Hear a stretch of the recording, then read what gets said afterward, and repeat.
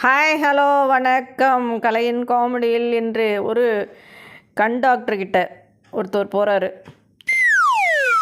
Good evening doctor. Good evening வாங்க. என்ன problem உங்களுக்கு கண்ணில்? டாக்டர், சாயந்தரம் ஆனாலே எனக்கு வர வர கண்ணே தெரிய மாட்டேங்குது டாக்டர். நல்ல வேலை நீங்கள் என்கிட்ட வந்தீங்க. இதுவே வேறு டாக்டர்கிட்ட போயிருந்தீங்கன்னா கண்ணை ஆப்ரேஷன் பண்ணணும்னு சொல்லுவாங்க.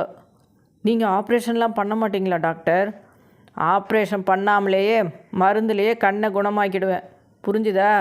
ஓகே டாக்டர், ரொம்ப நல்லதாக போச்சு நான் உங்களை சந்திச்சதில். சரி இப்போது மருந்து போட்டு 1/2 மணி நேரம் ஆச்சு சார். எப்படி இருக்குது?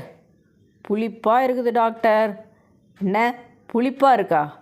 ஆமாம் டாக்டர், நீங்கள் மருந்தை என் வாயிலெல்லாம் போட்டீங்க. டாக்டருக்கே மாலை கண்ணும். 2 ஃப்ரெண்ட்ஸு. டேய், என் பொண்டாட்டிக்கு தெரியாமல் நான் அவள் பீரோவை திறந்ததை அவள் பார்த்துட்டாடா. ஐயோ, அப்புறம் என்னாச்சு? சாத்திட்டா. பீரோவியா? இல்லை, என்ன. ஒரு கணவன் மனைவி.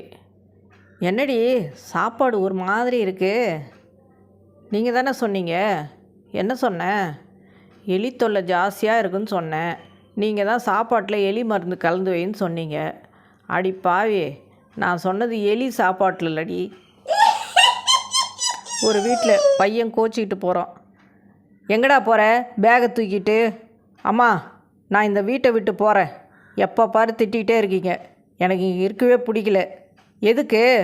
அதெல்லாம் டீட்டெயிலாக லெட்டர் எழுதி வச்சுருக்கேன், வேணா படிச்சுக்குங்க. குடு லெட்டரை. டேய், லீவிங்க்கு என்னடா ஸ்பெல்லிங்கு சொல்லு.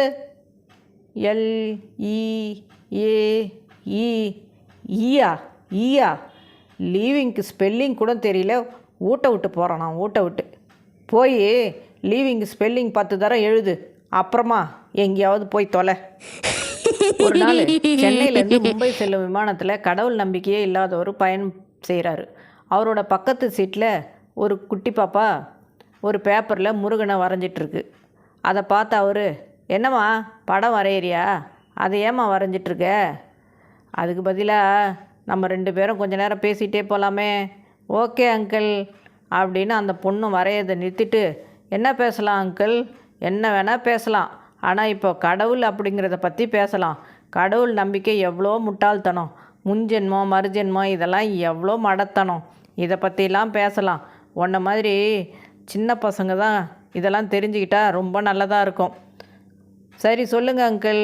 அதுக்கு முன்னாடி எனக்கு ஒரு டவுட்டு. தாராளமாக கேளுமா, எது வேணாலும் கேளு. அங்கிள், குதிரை மாடு மான் ஆடு எல்லாம் ஒரே மாதிரி தான் புல் திங்குதுங்க. ஒரே மாதிரி தான் புல் தின்னுதுங்க. ஆனால் குதிரை சாணி வேறு மாதிரி இருக்குது. ஆட்டுக்கு புழுக்கையாக வருது, மானுக்கு குண்டு குண்டாக வருது, மாட்டுக்கு சாணி வேறு மாதிரி வருது. ஏன் அங்கிள்? எல்லாம் ஒரே மாதிரி தானே சாப்பிடுது, அப்புறம் எப்படி இப்படி வித்தியாசமாக வருது? என்னம்மா இது ரொம்ப சிக்கலான கேள்வியாக இருக்கே. தெரியலையம்மா. ஏன் அங்கிள்? கேவலம் ஒரு சாணியை பற்றி கூட அடிப்படையாக ஏன்னு தெரியல உங்களுக்கு. உண்மையிலேயே கடவுளை பற்றி உங்களுக்கு என்ன தெரியும்? பேச வந்துட்டீங்க, போவீங்களா? தமிழ் நியூ இயர்க்கும் இங்கிலீஷ் நியூ இயர்க்கும் என்ன வித்தியாசம் தெரியலீங்களா? 4 மாதம்தான் வித்தியாசம். அட ஆமாம்ல. சிரிச்சிட்டே இருங்க, சந்தோஷமாக இருங்க. மீண்டும் சந்திப்போம். நன்றி, வணக்கம்.